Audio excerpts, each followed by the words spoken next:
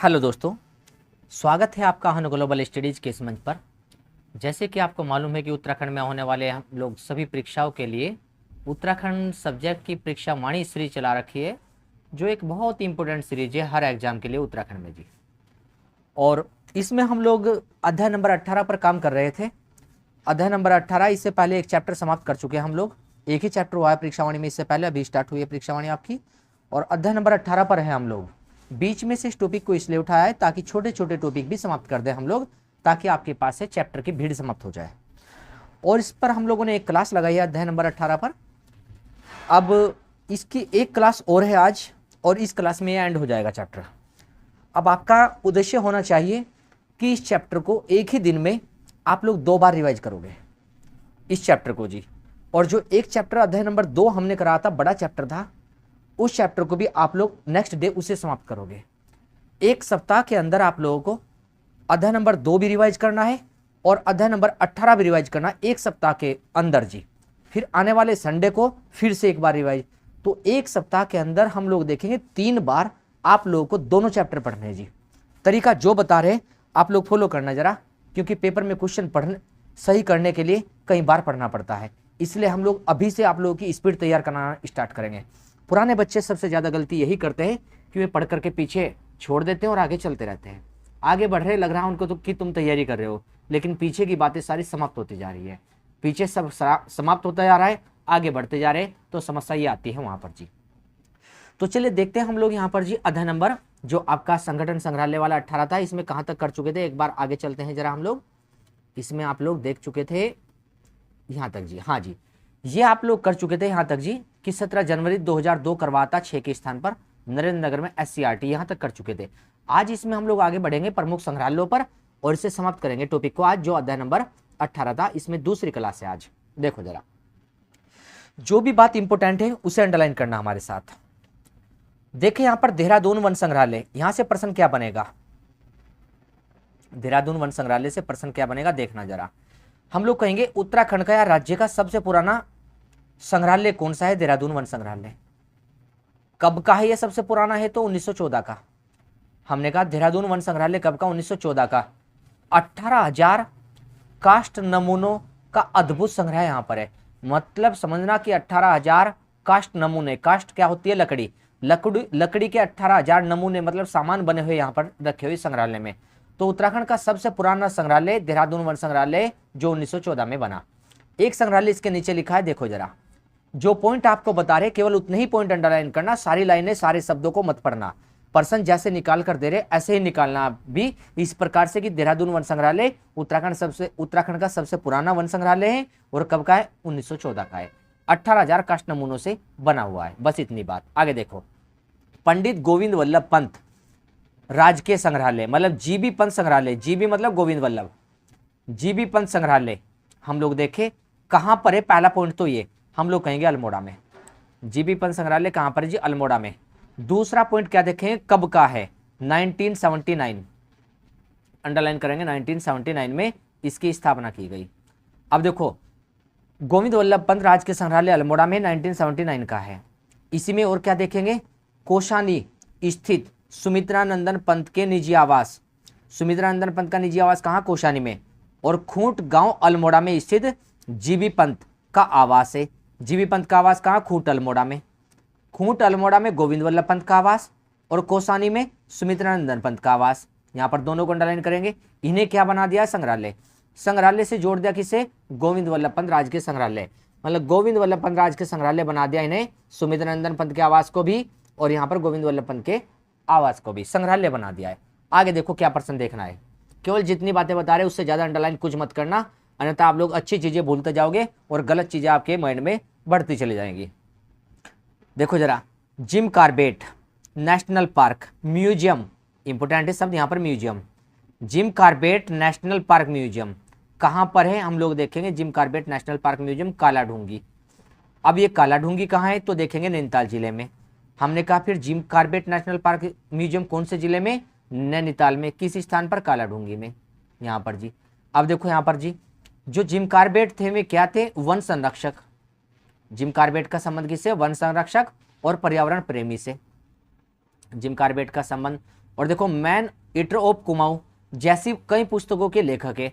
तो man eater of Kumaon किसने लिखी यहाँ पर जी? तो जिम कार्बेट ने। अंडरलाइन करके चलेंगे हम लोग। यहाँ पर हमने पढ़ा Jim Corbett national park museum Kaladhungi में है, और कालाडूंगी कहाँ है? नैनीताल में। तो नैनीताल के कालाडूंगी में Jim Corbett national park museum बना है। अब उनका संबंध किससे है? तो पर्यावरण प्रेमी और वन संरक्षक है, वन्य जीवों की रक्षा करने वाले। पुस्तक कौन सी उनकी? Man eater of Kumaon. ये पॉइंट यहाँ पर लिख कर चलना। अब जिम कार्बेट का एक नाम और भी दे सकते हैं हम लोग, जिम कार्बेट का गोरा ब्राह्मण। हमने कहा जिम कार्बेट को क्या बोलते हैं जी? गोरा ब्राह्मण कहते हैं जी। गोरा ब्राह्मण के नाम से किसे जाना गया? तो लिख लेना कहीं पर, जिम कार्बेट को गोरा ब्राह्मण कहते हैं। जिम कार्बेट को गोरा ब्राह्मण कहकर चलते हैं, लिख लेना कहीं पर जी गोरा ब्राह्मण कौन है। मैन ईटर ऑफ कुमाऊं पुस्तक है उनकी। अब देखो ना संग्रहालय, एक नाम है लोक संस्कृति संग्रहालय, बहुत इंपॉर्टेंट संग्रहालय जी, जितने भी पढ़ाए जा रहे हैं जी परीक्षावाणी में, ये कहीं ना कहीं किसी न किसी पेपर में आए रखे रहते हैं जी, इसलिए देख कर चलना, कई बार पढ़ोगे अपने आप याद हो जाएंगे जी। खुटानी भीमताल नैनीताल में, देखो जरा खुटानी भीमताल नैनीताल में, एक बार धीरे से पढ़कर चलना, हमारे साथ में नए बच्चे सभी अंडरलाइन करते चलना जो जो चीज़ें हैं, फिर वीडियो को देखने की शायद से आवश्यकता ना पड़े, आप लोग केवल किताब को अंडरलाइन करके उसी को बार बार पढ़ना फिर। तो देखो जरा लोक संस्कृति संग्रहालय खुटानी भीमताल नैनीताल में। अब देखो जरा, लेकिन एक बार आप लोगों को अच्छे से ध्यान से अंडरलाइन करना पड़ेगा, समझना पड़ेगा कहाँ पर क्या है जी, बस एक बार निकल जाओ आप लोग, उसके बाद तो अपने आप पढ़ते रहना चीज़ों को। लोक संस्कृति संग्रहालय खुटानी भीमताल में, और भीमताल कहाँ है जी? नैनीताल में। अब देखो यहाँ पर लोक संस्कृति संग्रहालय यशोधर मटवाल, इंपोर्टेंट पड़ेगा नाम, यशोधर मटवाल के द्वारा 1983 में इसे स्थापित किया गया। दोनों बातों को अंडरलाइन करेंगे, लोक संस्कृति संग्रहालय किसके द्वारा स्थापित है? यशोधर मटवाल, और कब स्थापित है? 1983। और लोक संस्कृति कहाँ है? खुटानी, अगर खुटानी ऑप्शन में नहीं है तो भीमताल, अगर भीमताल भी और खुटानी भी दोनों ऑप्शन में हो तो नंबर 1 पर खुटानी लगाना है, अगर खुटानी नहीं है तो भीमताल लगाना है, और अगर जिला पूछ ले कौन से जिले में तो नैनीताल लगाना है। ध्यान रखना आप लोग जरा चीजों को, लोक संस्कृति संग्रहालय पूछे आपसे और दोनों ऑप्शन हो खुटानी भी और भीमताल भी, तो क्या लगाना? खुटानी, और नहीं है ऑप्शन में फिर खुटानी तो भीमताल लगा दो, अगर ये भी नहीं है तो नैनीताल लगा दो। संस्थापक है यशोधर मटवाल और 1983 में स्थापना। आगे चलो, आगे लिखा है यहाँ पर एक संग्रहालय और यहाँ पर जी, हिमालय पुरातत्व एवं नरवंशीय संग्रहालय। हिमालय पुरातत्व एवं नरवंशीय संग्रहालय कहाँ है? श्रीनगर पौड़ी गढ़वाल में। इतनी बात अंडरलाइन करो, हिमालय पुरातत्व नरवंशीय संग्रहालय कहाँ है? श्रीनगर पौड़ी गढ़वाल में हिमालय पुरातत्व नरवंशीय संग्रहालय है। और कब का है? 1980 का, 1980 का है हिमालय पुरातत्व नरवंशीय संग्रहालय, 1980 का है। देखा जरा यहाँ पर जरा, और उसके बाद है तितलियों का संग्रहालय, नैनीताल के भीमताल में है। नैनीताल के भीमताल में क्या है जी? तितलियों का संग्रहालय है नैनीताल के भीमताल में। हमने हिमालय पुरातत्व को पढ़ा श्रीनगर पौड़ी गढ़वाल में, जो हिमालय पुरातत्व नरवंशीय संग्रहालय पढ़ रहे हैं यहाँ पर जी, 1980 का है। अब तितलियों का संग्रहालय भीमताल कस्बे में है, जो तितलियों का संग्रहालय मिला है वो कहाँ मिलेगा? भीमताल कस्बे में। आइए जरा इस पर, अब यहाँ पर लिखा है जो तितलियों का संग्रहालय भीमताल में, इसके बाद यहाँ पर लिख रहा है बटरफ्लाई मैन ऑफ इंडिया, मिला है जी लिखा हुआ आपको G, the butterfly man of India के रूप में प्रसिद्ध कौन है? फ्रेडरिक स्मेटा। इंपोर्टेंट है शब्द, अंडरलाइन करके चलना जी, फ्रेडरिक स्मेटा का नाम हम लोग अंडरलाइन करके चलेंगे। अब देखो यहाँ पर आप लोगों को नोट करना पड़ेगा पुरानी किताब वालों को कि the butterfly man of India किसे कहते हैं। पुरानी किताब वाले अंडरलाइन करेंगे, नई किताब में दिया है the butterfly man of India किस पर लिखोगे? फ्रेडरिक स्मेटा पर, फ्रेडरिक स्मेटा पर लिखोगे पुरानी किताब वाले। फ्रेडरिक स्मेटा ने क्या बना है? तो तितलियों का संग्रहालय, फ्रेडरिक स्मेटा ने बना है तितलियों का संग्रहालय। आगे देखो जरा, अब देखो यहाँ पर क्या मिलता है? 500 से अधिक तितलियां मिलती है यहाँ पर, 550 से अधिक तितलियां हैं यहाँ पर, 11,000 लाख व कीड़ों की प्रजाति है यहाँ पर जी, 11,000 लाख कीड़ों की प्रजाति यहाँ पर जी, लाख व कीड़ों की प्रजाति। कोई आवश्यक नहीं है इतना पढ़ने के लिए, बस इतना याद रखो कि तितलियों का संग्रहालय कहाँ पर है? हम लोग कहेंगे भीमताल नैनीताल में, और किसके द्वारा स्थापना? फ्रेडरिक स्मेटा। फ्रेडरिक स्मेटा का नाम क्या है? The butterfly man of India. बस इतना सोच कर चलो। मोलाराम, जितनी बातें आपको बताई जा रही केवल उतनी पर फोकस रखना, एडवांस पढ़ोगे तो खुद जिम्मेदार होंगे जी आपके इस चीज़ के। मोलाराम चित्र संग्रहालय, मोलाराम चित्र संग्रहालय देख कर चले कहाँ पर मिलता है जी? मोलाराम चित्र संग्रहालय श्रीनगर में। मोलाराम चित्र संग्रहालय कहाँ पर है? श्रीनगर। और श्रीनगर कहाँ पर है? पौड़ी गढ़वाल में। इंपोर्टेंट है पॉइंट, मोलाराम चित्र संग्रहालय श्रीनगर पौड़ी गढ़वाल में। अब देखो आप लोगों ने पीछे एक पॉइंट पढ़ा था, हिमालय पुरातत्व नरवंशीय संग्रहालय। अब देखो जरा, कहीं मिला होगा आपको हिमालय पुरातत्व नरवंशीय संग्रहालय, ये रहा, ये देखो जरा हिमालय पुरातत्व नरवंशीय संग्रहालय, ये भी श्रीनगर में है। और अभी आप लोगों ने पढ़ा है यहाँ पर कि मोलाराम चित्र संग्रहालय कहाँ है, मोलाराम चित्र संग्रहालय वो भी श्रीनगर में है आपका जी। अब देखो जरा, हम ये बात क्यों दिखा रहे हैं आपको, जो चीजें कॉमन है उन्हें कॉमन करके लाओ। हमने कहा श्रीनगर में क्या क्या पढ़ा आपने, तो आप लोगों ने पढ़ा श्रीनगर में हिमालय पुरातत्व नरवंशीय संग्रहालय भी और मोलाराम चित्र संग्रहालय भी। जो बातें कॉमन है उन्हें कॉमन करके याद करो, आप लोग कलेक्ट किया करो पेपर वहां पर जी, जो चैप्टर है कलेक्ट करना सीखो उसमें कि कैसे वहां पर चीजों को, कॉमन चीजों को एक जगह करके अपने मन में याद करना है। तो मोलाराम चित्र संग्रहालय श्रीनगर पौड़ी गढ़वाल में है। अब देखो यहाँ पर श्रीनगर में स्थित है। इस संग्रहालय में गढ़वाल चित्रकला शैली के जनक मोलाराम के दुर्लभ चित्रों का संग्रह है यहाँ पर। तो गढ़वाल चित्रशैली के जनक कौन बता रहे हैं यहाँ पर जी, मोलाराम। गढ़वाल चित्रशैली के जनक मोलाराम के दुर्लभ चित्रों का संग्रह यहाँ पर मिला है, यहाँ पर अंडरलाइन करके चलना मोलाराम को जरा। आगे देखो जरा, आगे लिखा जी हिमालय संग्रहालय, आगे लिखा है हिमालय संग्रहालय। अब देखो हिमालय संग्रहालय, इसकी शुरुआत कब हुई थी, 1987 में नैनीताल स्थित कुमाऊं विश्वविद्यालय के इतिहास विभाग के परिसर में इसकी स्थापना की गई। तो हिमालय संग्रहालय की स्थापना कहाँ हुई थी, नैनीताल में। कब हुई, 1987 में। और किस विश्वविद्यालय के दिन, कुमाऊं विश्वविद्यालय के इतिहास विभाग के परिसर में इसकी स्थापना की गई। तो हिमालय संग्रहालय कुमाऊं विश्वविद्यालय के इतिहास परिसर में बना, 1987 में बना, अंडरलाइन करके चलना इसे, 1987 में बना। आगे चलो, 1987 का है। अब कौन इससे जुड़े थे कौन नहीं जुड़े थे विश्वविद्यालय से, सबको छोड़कर चलो आगे चलो जरा पॉइंट पर जो पेपर के लिए आवश्यक है।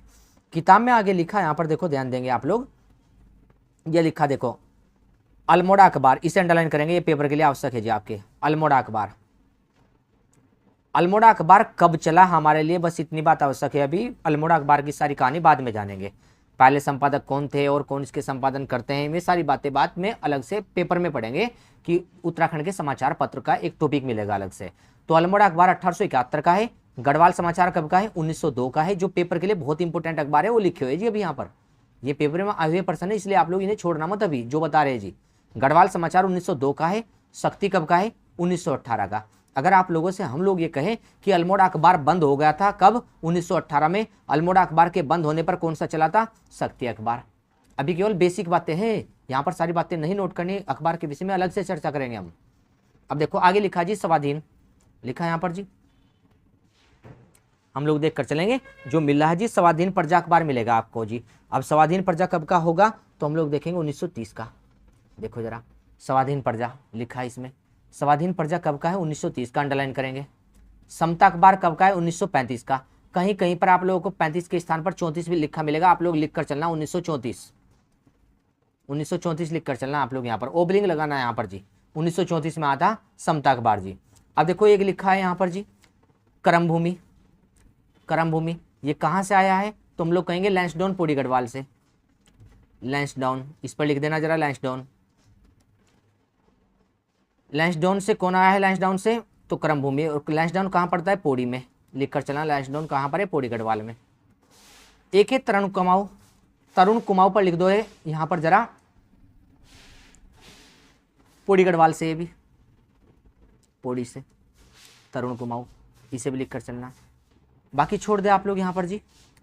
अब देखो इसमें लिखा है एक पॉइंट यहाँ पर, ये इस पॉइंट पर आइए जरा, प्रथम दैनिक पत्र, दैनिक की बात कर रहा है ये। प्रथम दैनिक पत्र का नाम क्या है जी, प्रवृत्ति है, अंडरलाइन करना जी प्रवृत्ति। उत्तराखंड का पहला दैनिक पत्र है प्रवृत्ति, और प्रवृत्ति कब का है, 1953, कहीं कहीं पर 1954 लिखा मिलेगा, इसलिए आप लोग ध्यान रखना, हम लोगों ने भी इसे चेक किया था, आप लोग भी दोबारा से चेक कर लेना। अधिकांश 1953 सोर्स जो हम लोग देखे अच्छे सोर्स है जो 1953 बताकर चले। प्रथम दैनिक पत्र प्रवृत्ति 1953 का है। अब देखो आगे क्या पढ़ेंगे हम लोग यहाँ से जी, चैप्टर में जो इंपोर्टेंट बातें केवल उतनी बता रहे हैं, पढ़ना कैसे जी किताब को, बस ये समझा रहे जी आपको जी, कुछ नहीं पढ़ना जी यहाँ से आगे। आगे इस पर आइए जरा, जॉर्ज एवरेस्ट कार्टोग्राफी संग्रहालय, नई किताब में दिया है पुरानी में नहीं है, तो पुरानी किताब वाले ऐड करेंगे इसे। जॉर्ज एवरेस्ट कार्टोग्राफी संग्रहालय, यह देश का, लिखा देखो यह देश का, अंडरलाइन करेंगे, पहला कार्टोग्राफी, कार्टोग्राफी मतलब मानचित्रकला संग्रहालय है।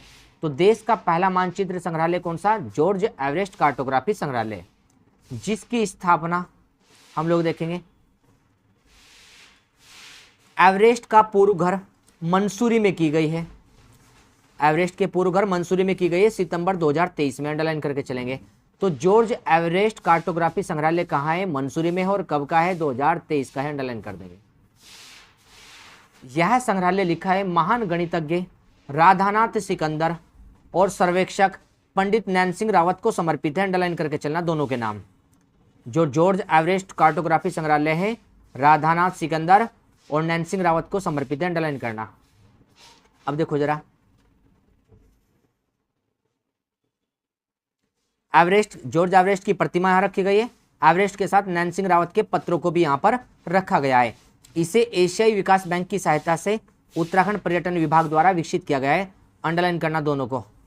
किसने बनाया इस संग्रहालय को? एशियाई विकास बैंक की सहायता से उत्तराखंड पर्यटन विकास विभाग ने।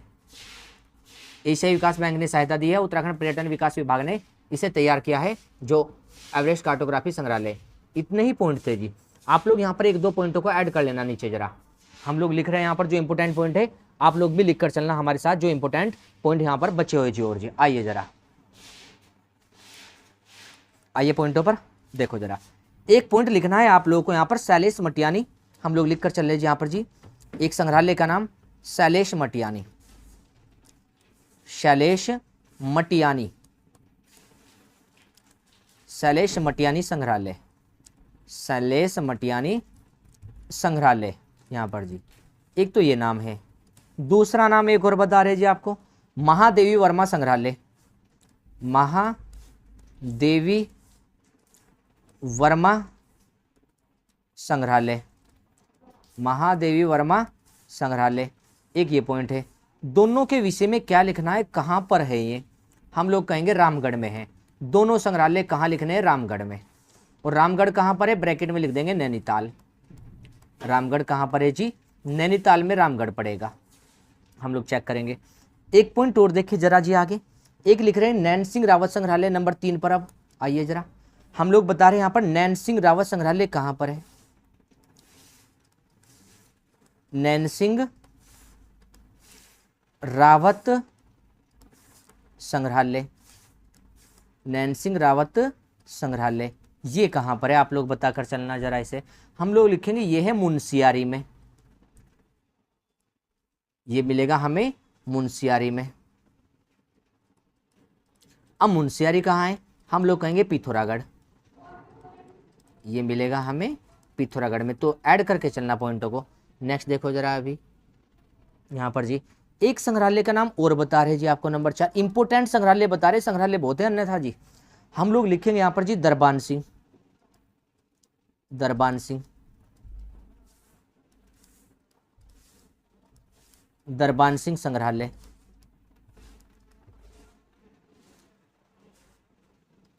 दरबान सिंह संग्रहालय। ये कहाँ पर पड़ेगा हमारा? ये भी लैंसडाउन है हमारा, देखकर चलेंगे। लैंसडाउन, लैंसडाउन में पड़ेगा। लैंसडाउन कहाँ पर है हमारा? पौड़ी में, पौड़ी में पड़ेगा। एक संग्रहालय और लिखे नंबर 5 पर जी, उसका नाम मिलेगा आपको यहाँ पर जी सूरवीर सिंह संग्रहालय। बहुत इंपॉर्टेंट है ये संग्रहालय, सूरवीर, सूरवीर सिंह संग्रहालय।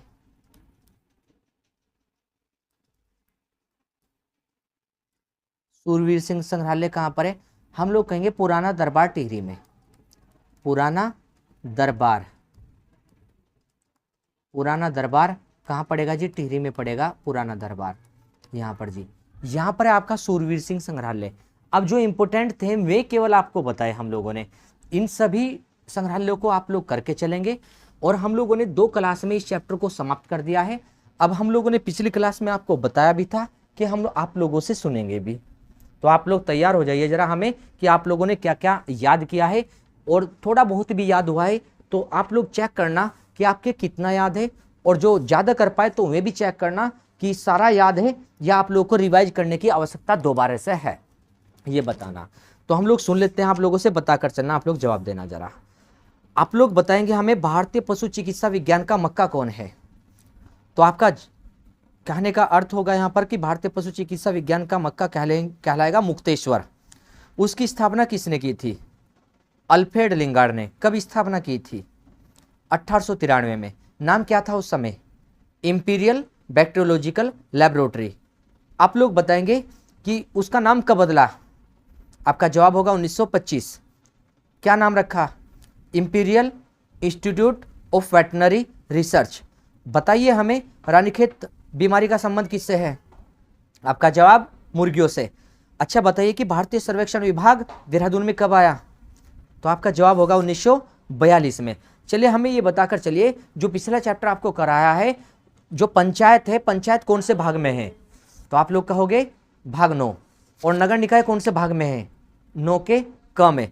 चलिए ये बताइए हमें कि जो राज्यपाल है, राज्यपाल के विषय में हम लोग यदि पढ़े कि राज्यपाल विधानमंडल का अंग है। राज्यपाल, यहाँ पर जी राज्यपाल के विषय में जाने कि राज्यपाल की नियुक्ति कौन करता है? तो आपका जवाब होगा राष्ट्रपति। चलिए हमें ये बताइए यहाँ पर कि कितनी तहसीलें उत्तराखंड में पीछे पड़ रखा है जी आप लोगों ने वर्तमान में? तो आपका जवाब होगा 110 तहसील। चलिए बताइए, जब उत्तराखंड बना तब यहाँ पर विधायकों की संख्या कितनी थी जब उत्तराखंड का गठन हो गया? तो आपका जवाब होगा 30 विधायक थे उस समय जब उत्तराखंड का गठन हुआ। अच्छा बताइए आज कितने हैं? आज 70 विधायक है, हम लोग पढ़ेंगे यहाँ पर। अच्छा ये बताइए कि जब उत्तराखंड का गठन हुआ यहाँ पर, तो अंतरिम सरकार, अंतरिम विधानसभा में हम लोग पढ़ेंगे वहाँ पर कितने यहाँ पर महिलाएं आई थी लगभग। आप लोग को जवाब देना जी इसका यहाँ पर कि आई थी या नहीं आई थी।